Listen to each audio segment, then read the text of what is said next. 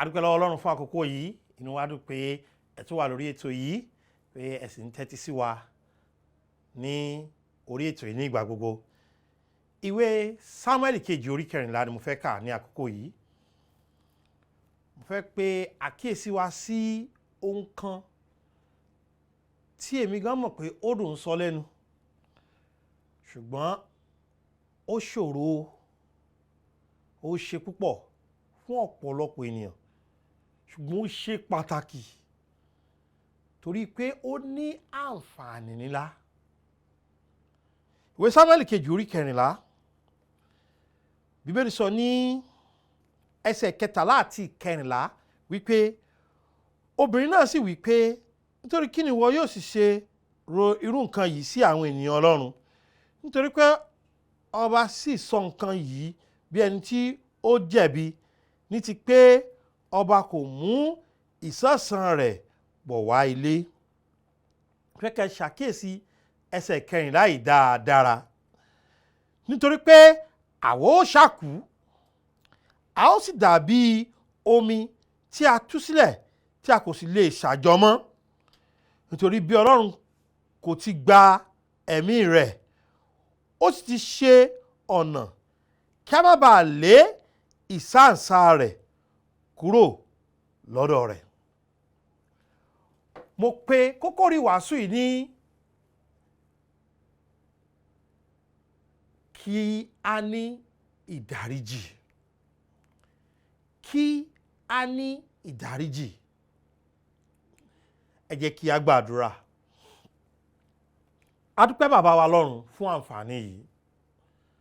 A dúpẹ́ fún orí ọ̀fẹ́ láti lè sọ̀rọ̀ yín. Ẹ ṣé fún gbogbo ọkàn tó ti gbọ́ ọ̀rọ̀ yìí ní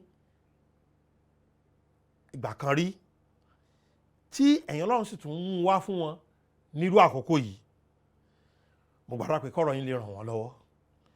Mo gbàdúrà pé kọ́rọ̀ yín lè ní ipa rere láyé wọn. Mo gbàdúrà pé kọ́rọ̀ yín lè ní ipa rere lọ́kàn wọn. Ẹ kọ́ mi bí wọ́n ṣe sọ. Ẹ ràn mí lọ́wọ́ láti sọ bó ṣe yẹ kí n sọ. Kó gbogbo tí a ó ṣe lórí ètò yìí lónìí kó fi ògo fún orúkọ yín. Kí ayé wa kó mọ́ rí bákan náà mọ́. Kí àwọn àtúnṣe ńlá kó sì ṣẹlẹ̀ níbẹ̀. Ní orúkọ Jésù Kristi, Olúwa wa, àmín. Mo ní ká ní ìdáríjì ní kókó rí ìwàásù yìí. Ìtàn tá ń kà yìí ó jẹ́ ìtàn tí ó wuni púpọ̀. Ó sì jẹ́ ìtàn tí ó lágbára. Dáfídì bí ọmọkùnrin kan tí a ń pè ní Amnoni. Amnoni yìí ó sì jẹ́ ẹnìkan tí ó kún fún ìfẹ́kúfẹ̀ẹ́. Nínú ìfẹ́kúfẹ̀ẹ́ rẹ̀ ni ọ̀kan nínú àwọn arábìnrin rẹ̀ tí í ṣe àbúrò Absalomu ló ti wù ú. Ó ní àǹfààní láti bọ́ ọba sọ pé ẹ fún mi lọ́mọ yìí, mo fẹ́ fẹ́ Támárì. Ṣùgbọ́n kò bọ́ ọba sọ bẹ́ẹ̀. Ohun tó ṣe ni pé gbàmọ̀ràn rẹ̀. Ẹ kí n kọ́kọ́ kìlọ̀ fún wa gidi gan pé ká kíyèsí irú ìmọ̀ràn tá a máa ń gbà. Nítorí pé nígbà tí Bíbélì júwe ọkùnrin tó fún Amnoni nímọ̀ràn, Bíbélì pè ní alágàbàgebè àbí alárekérekè. Ó jẹ́ ẹni tí ó kún fún àrékérekè púpọ̀. Ó ló ní ṣe bí ẹni pára rí ọ̀yá. Kò ní kí wọ́n ní kó ọmọbìnrin wá fún ọ lóúnjẹ ńlé. Lọ́mọbìnrin náà bá dáná fún un. Amnoni sì fi bá a lò pọ̀. Ọmọbìnrin náà fa aṣọ ẹwà rẹ̀ ya. Ó jẹ́ ẹni tó dùn ní púpọ̀. Absalomu ẹ̀gbọ́n rẹ̀ tó jọmọ ìyá rẹ̀ kò sọ̀rọ̀ ní àkókò náà. Nígbà tó ṣe díẹ̀ ló bá ṣètò ìnáwó fún àwọn ọmọ bàbá rẹ̀. Ló bá dáná àwẹ̀jẹmọ̀wẹ̀mú ní gbogbo wọn bá wá sílé. Ó ṣe pàtàkì, mo tuntun sọ pé kí a ní ẹ̀mí ìdáríjì púpọ̀. Ọ̀rọ̀ tí ó ti ṣẹlẹ̀ ti pẹ́ tó ṣe bí pé kò dùn. Àṣó dùn. Àṣó ní ètò fún nǹkan tó fẹ́ ṣe. Àṣé ó ń dọ́gbọ́n gidi gan púpọ̀. Ǹjẹ́ ẹ mọ̀ pé Absalomu ó sì ti sọ fún àwọn tí ó pa Amnoni pé tóun bá ti ṣẹ́wọ́ sí wọn kí wọ́n pa Amnoni ni. Nígbà tí ó sì pa á tán. Bílí wá sọ pé kò wá lè wá sáàrin ìlú. Ìròyìn tiẹ̀ ti kọ́kọ́ dọ́dọ̀ ọba wípé wọ́n ti pa gbogbo ọmọ ọba o, Absalomu ti tàn wọ́n jẹ, ó ti lọ pa wọ́n. Ọkùnrin nì tó jẹ́ ọ̀rẹ́ Amnoni yẹn náà ló tún sọ pé Amnoni nìkan ló pa o nítorí tó ṣe sí ọmọ ìyá rẹ̀ ni o. Ẹ tẹ́tí sí bí dáadáa. Ó wá tó ọ̀pọ̀lọpọ̀ oṣù Absalomu kò lè wá yọjú sọ́ba, kò lè jẹ́ aráàlú, ó ti di ìsáǹsá, ó ti di ẹni ìtanù, ó ti di ẹni tí kò ṣeé pè wá sáwùjọ mọ́ torí kó pa arákùnrin rẹ̀. Joabu sì ṣàkíyèsí pé bó ṣe jẹ́ pé Absalomu ṣe tí ò dáa tó yìí, ọkàn kábíyèsí ń fà sí. Ẹ̀yẹn wo orí 14 ẹsẹ̀ kìíní yẹn. Bí ní Joabu ọmọ Seruiah sì kíyèsí pé ọkàn ọba sì ń fà sí Absalomu. Ó rí pé ọkàn ọba ń fà sí. Wípé ó wu ọba kí Absalomu ó padà wálé. Bàbá ti dáríjì, ó ti fẹ́ tẹ́wọ́ gbà padà láti fún ní àǹfààní mìíràn. Bílí wá sọ pé ó rán ọmọ obìnrin ọlọ́gbọ́n kan wípé kí obìnrin ọlọ́gbọ́n yìí kí ó lọ bá ọba sọ̀rọ̀. Arábìnrin wa bẹ̀rẹ̀ sí fi òwe bá ọba sọ̀rọ̀. Ó wá bẹ̀rẹ̀ sí fi òwe bá ọba sọ̀rọ̀. Ó wá bẹ̀rẹ̀ sí fi òwe bá ọba sọ̀rọ̀. Ọba wa ń dáhùn pé mẹ́wù ṣe yọnu, màá sọ fún wọn kí wọ́n má ṣe báwọn fún àwọn ọmọ rẹ̀. Nígbà tí kan ti para wọn yẹn, màá ní kí wọ́n má yọra wọn lẹ́nu. Arábìnrin yẹn wá ní ọba gan sọ̀rọ̀ bí ẹni tó jẹ̀bi. Ní ẹsẹ̀ 14, ó nítorí pé ọba sì ń sọ nǹkan yìí bí ẹni tí ó jẹ̀bi. Ó túmọ̀ sí pé ó níbi tó ń lọ nítorí pé ọba kò mú ìsáǹsá rẹ̀ bọ̀ wá ilé. Wọ́n pín ìwàásù yìí sí àwọn ọ̀nà bíi mélòó kan láti ṣàlàyé ọ̀rọ̀ dídáríjì ni fún wa. Wọ́n sì lo Bíbélì láti gbé àwọn nǹkan wọ̀nyí lẹ́sẹ̀. Mo fẹ́ kẹ́ tẹ́tí sí òtítọ́ ọ̀rọ̀ Ọlọ́run yìí. Bíbélì wá sọ pé obìnrin nítorí pé àwo ṣàkù. Tí gbogbo nǹkan ò bá dájú, kí ló dájú o? Ikú. Ó ní a ó sì kú bí a rí bí omi tán dálẹ̀ tí ò ṣe kó ni. Ó wá fọba pé bí Ọlọ́run kò ti gba ẹ̀mí rẹ̀, ó sì ti ṣí ọ̀nà. Ẹgbọ́ Bíbélì ní Ọlọ́run ṣe kí ni o? Ó ṣí ọ̀nà. Àpèjúwe ìdíkìdí tí a fi gbọ́dọ̀ dáríjì ènìyàn ni pé nígbà tí àwa gan ṣe Ọlọ́run ló ṣí ọ̀nà. Kí ni ìdí tá a fi gbọ́dọ̀ dáríjì ni o? A gbọ́dọ̀ dáríjì ni torí pé nígbà tí àwa ṣe Ọlọ́run ló ṣe kí ni o? Ọlọ́run ló ṣí ọ̀nà fún ìlàjà. Ọlọ́run ló ṣí ọ̀nà fún ìyanjú ọ̀rọ̀ yìí. Ọlọ́run ló ṣí ọ̀nà fúnra rẹ̀. Ẹni bó lọ́lọ́run ṣe ṣọ̀nà. Ẹni kọ́kọ́ ṣàlàyé fún wa pé nínú ọgbà Édẹ́nì níjọ́sí nígbà tí Ádámù àti Éfà jẹ èso, ta ló tún wá wọn wá? Ọlọ́run ni. Ẹni tó ṣí ọ yẹn, wọ́n ti kọ́ ọ pé kó má wà lọ mọ́. Wọ́n ti kọ́ ọ pé kó má bá sọ̀rọ̀ mọ́. Torí pé ó ti ṣe kí ni o? Ó ti ṣí ọ. Ta ló ṣí ọ̀nà tíjà fi parí láàrin Ọlọ́run àti ènìyàn? Ẹ ò mọ̀ pé ẹ̀ṣẹ̀ sọ ènìyàn di ọ̀tá Ọlọ́run ni. Ọlọ́run kì í wo ẹ̀ṣẹ̀, Ọlọ́run mọ́ púpọ̀. Ṣùgbọ́n kí ni Ọlọ́run ṣe? Ó ṣí ọ̀nà. Ọ̀nà wo ló ṣe? Ó rán Jésù Kristi wá sáyé. Ìwé sọ fún wa nínú Róòmù orí 5 ẹsẹ̀ 8 pé ṣùgbọ́n Ọlọ́run fi ìfẹ́ pàápàá sí wa hàn ní èyí pé nígbà tí àwa jẹ́ ẹlẹ́ṣẹ̀, Kristi kú fún wa. Jésù kò kú fún èèyàn mímọ́, àwa ẹlẹ́ṣẹ̀ ló kú fún.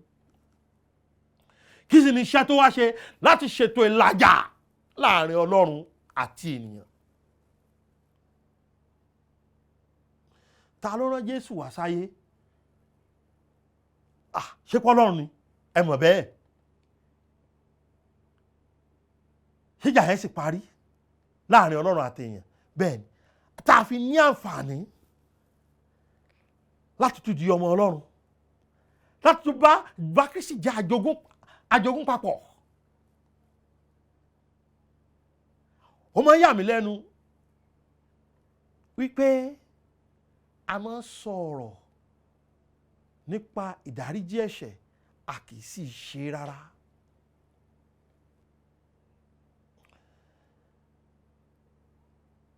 Ìwọ ni wọ́n ṣẹ̀, ìwọ tí wọ́n ṣẹ̀ yẹn ni mò ń bá wí ní àkókò yìí. Wípé rántí pé nígbà tí ìwọ náà ṣe Ọlọ́run, Ọlọ́run ṣe kí ni o?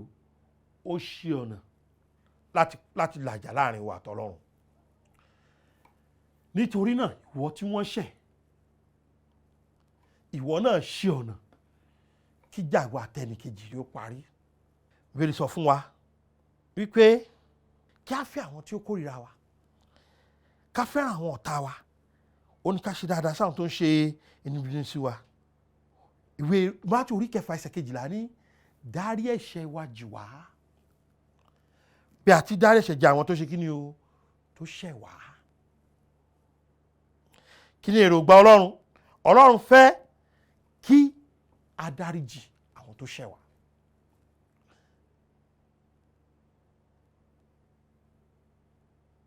Odidi ọmọ mọ̀ ní Absalom pa.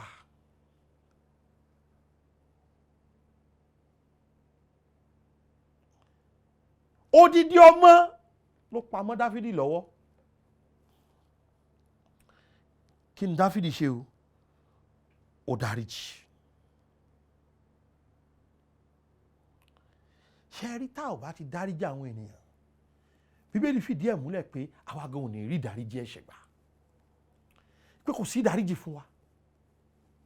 Ẹ̀yin náà wò nínú ìwé Mátíù orí 9 ẹsẹ̀ 14 àti 15. Ó ní nítorí bí ẹ̀yin bá fi ẹ̀ṣẹ̀ àwọn ènìyàn jì wọ́n, bàbá yín tí ń bẹ lé ọ̀run yóò fi ẹ̀ṣẹ̀ tí yín jì yín. Ṣùgbọ́n bí ẹ̀yin kò bá fi ẹ̀ṣẹ̀ àwọn ènìyàn jì wọ́n, bàbá yín kì yóò fi ẹ̀ṣẹ̀ yín jì yín.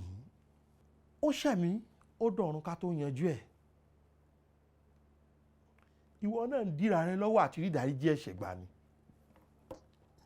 Ọmọ Ọlọ́run ní ọ́, ò ní rí ìdáríjì ẹ̀ṣẹ̀ gbà.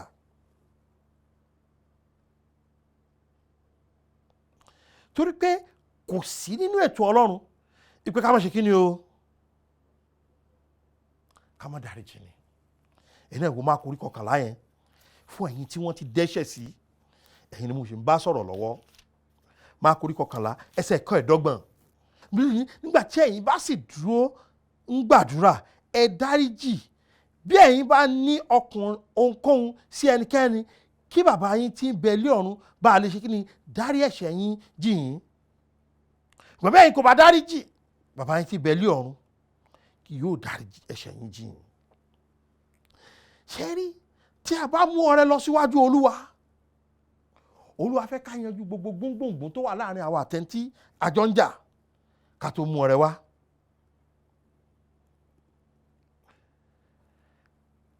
Kí n má parọ́ tàn wá, àwọn èèyàn máa ń ṣẹ̀ wá ní gbogbo ìgbà ni. Wọ́n máa mú wa bínú. Bí ìyàwó bá ṣe mú ọ bínú, lọ́kọ máa mú ọ bínú. Yàtọ̀ sọ́ àwọn ọkọ, àwọn ọmọ rẹ, àwọn èèyàn nínú ìdílé rẹ, àwọn èèyàn tí tẹ́ jọ ń ṣiṣẹ́, tá a bá ṣe ń pàdé, tá a ń fara kínra, ó ní nǹkan gbígbóná máa ń ṣẹlẹ̀ láàrin ara wa.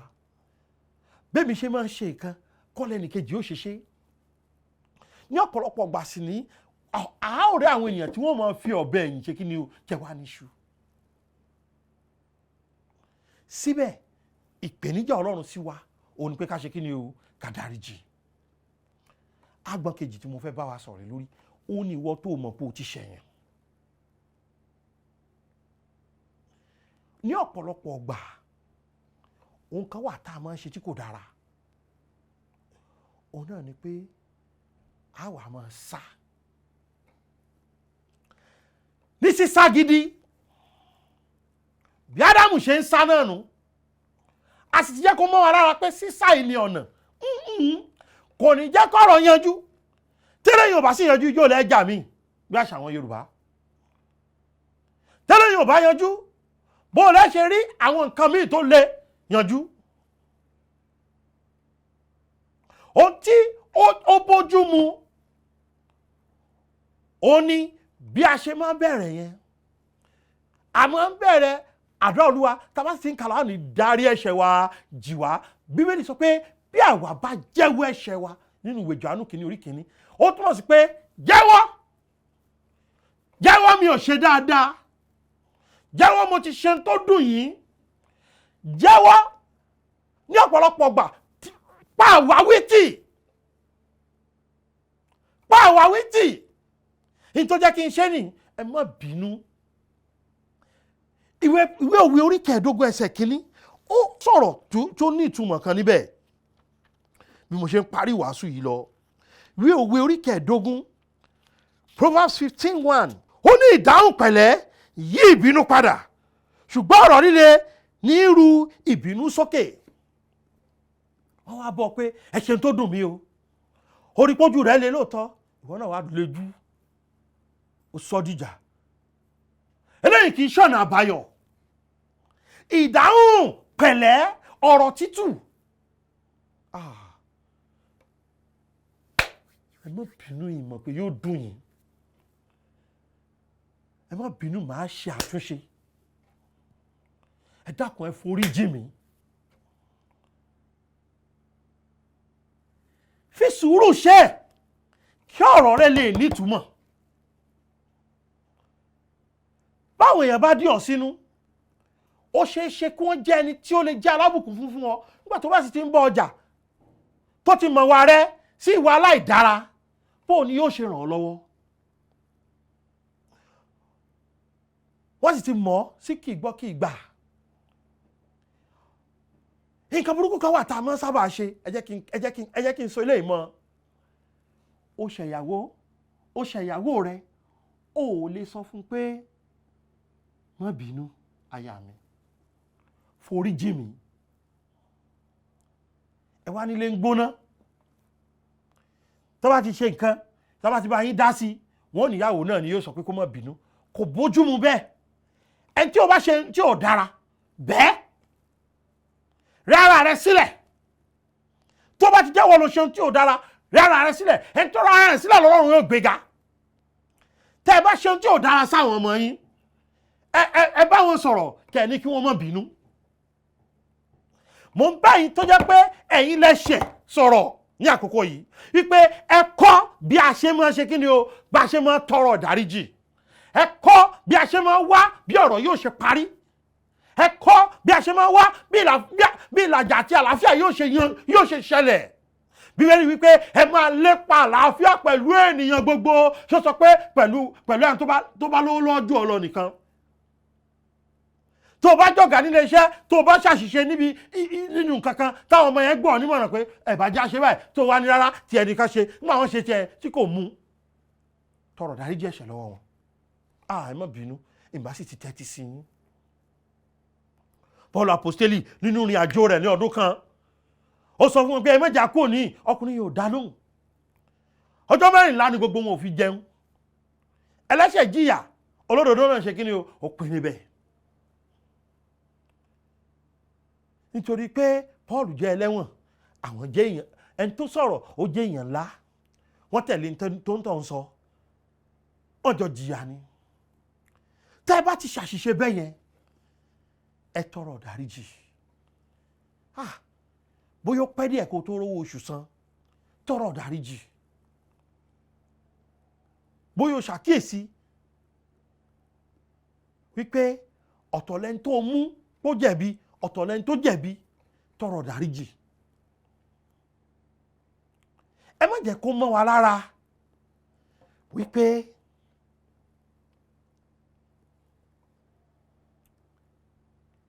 a sọ pé torí pé àjò ń tàn lọ, kò yẹ ká sọ pé ẹ má bínú.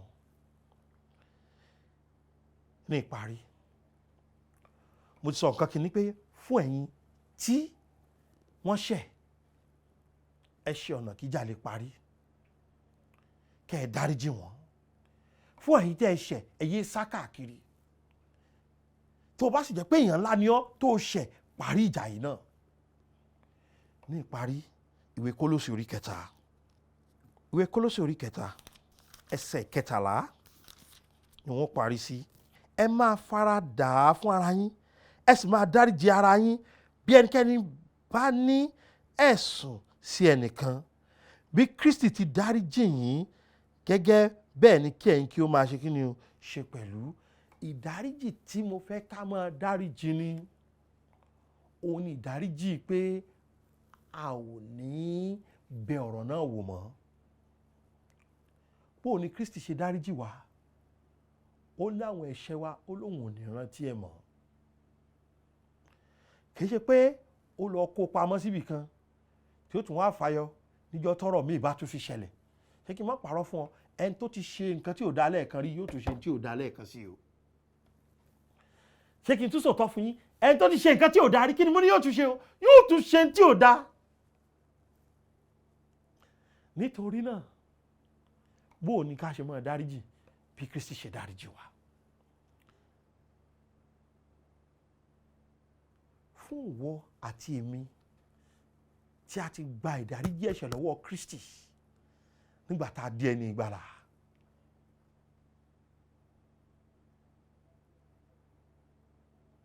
kọ́ bí a ṣe dáríjì ni o.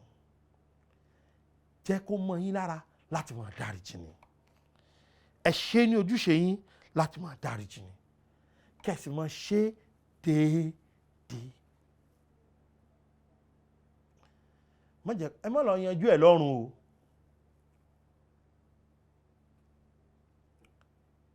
Má kópa nínú àwọn ìní dáríjì Ọlọ́run náà ò ní dáríjì. Kó máa lọ́lọ́ tí ẹ láyé ẹ̀ kó má sún mọ́ mi mọ́. Ṣùgbọ́n ọ̀pọ̀lọpọ̀ ẹ kì í dáríjì nítorí pẹ́yìn gò tí ì ní ìrírí ìdáríjì ẹ̀ṣẹ̀. Ìjà pé Bíbélì fìdí ẹ̀ múlẹ̀ pé gbogbo ènìyàn ló ṣáà ti ṣẹ̀ tí wọ́n sì ti kùnà ògo Ọlọ́run. Gbogbo ènìyàn lẹ́lẹ́ṣẹ̀. Nítòótọ́ gbogbo ènìyàn ló sì jẹ̀bi àti lọ sọ́run àpáàdì. Bíbélì sọ pé nítorí ikú lè rí ẹ̀ṣẹ̀. Ṣùgbọ́n Ọlọ́run ti ṣe ọ̀nà kí a má bàa ṣègbé. Ó rán Jésù wá sáyé láti ta ẹ̀jẹ̀ rẹ̀ sílẹ̀ fún ìdáríjì ẹ̀ṣẹ̀ mi àti yín. Òní Bíbélì sọ pé ṣùgbọ́n Ọlọ́run fi ìfẹ́ pàápàá hàn sí wa ní èyí pé nígbà tí àwa jẹ́ ẹlẹ́ṣẹ̀, Kristi kú fún wa. Ó nílò kó o gba Jésù lólùgbàlà lónìí. Torí pé tó o bá ti gba Jésù lólùgbàlà, ikú sísìn àtàjíǹde rẹ̀, ohun tó rà fún ọ ní ìdáríjì ẹ̀ṣẹ̀ àti ìyà àìnípẹ̀kun. Ó ní ẹ̀ṣẹ̀ mi máa pọ̀ gan, kò sí bẹ́ṣẹ̀ rẹ ṣe pọ̀ tó, yóò funfun bí òwú ni. Nítorí pé Kristi òun ló ń dáríjì ni. Tó o bá gba Jésù lólùgbàlà rẹ lónìí sínú ọkàn rẹ, sínú ayé rẹ, ó rí ìdáríjì ẹ̀ṣẹ̀ gbà. Ṣé o ṣetán láti gba Jésù? Bíbélì wípé ẹnikẹ́ni tó bá ṣàké pe orúkọ Olúwa là ó gbàlà. Ẹnikẹ́ni tó mọ̀ sí kò sí iye ẹ̀ṣẹ̀ òun bóyá ó kéré àbò pọ̀ gan. Ó rí ìdáríjì ẹ̀ṣẹ̀ gbà, ó rí ìgbàlà ọ̀fẹ́, ó rí ìyà àìnípẹ̀kun, ó rí ìdánilójú ọ̀run, ó rí ìlàjà pẹ̀lú Ọlọ́run, ó sì di ọmọ Ọlọ́run. Pé Jésù sọ́kàn rẹ̀ wípé Jésù ṣàánú fẹ́mi ẹlẹ́ṣẹ̀. Wíbẹ̀ pé Jésù ṣàánú fún mi. Mo mọ̀ pé o kú asán o jíǹde nítorí mi. Mo gbà ọ́ sínú ọkàn mi gẹ́gẹ́ bí olùgbàlà ọkàn mi lónìí. Eléyìí ni ìpinnu mi. Jésù mo dúpẹ́ torí pé o ti gbà mí là. Jésù Olúwa wa, àmín. Ṣé o ti rí ìdáríjì ẹ̀ṣẹ̀ gbà? Kú oríire o. Tó o bá sì lẹ́nìkan tó o dì sínú, ìwọ náà lọ dáríjì. Kó má bàa dí àdúrà rẹ lọ́wọ́. Kó má bàa dí ìbùkún rẹ lọ́wọ́. Tá bá fẹ́ béèrè tàbí ẹ̀ṣẹ̀ gba Jésù lólùgbàlà, ẹ pè wá lórí 07038085652 tàbí 07087682122. Wọ́n ti fi wọ́n sórí afẹ́fẹ́ 07055307492. Ẹ ṣé tí ẹ tẹ́tí. Àlàáfíà Kristi kó máa bá yín gbé. Ó dàbọ̀. Adonai.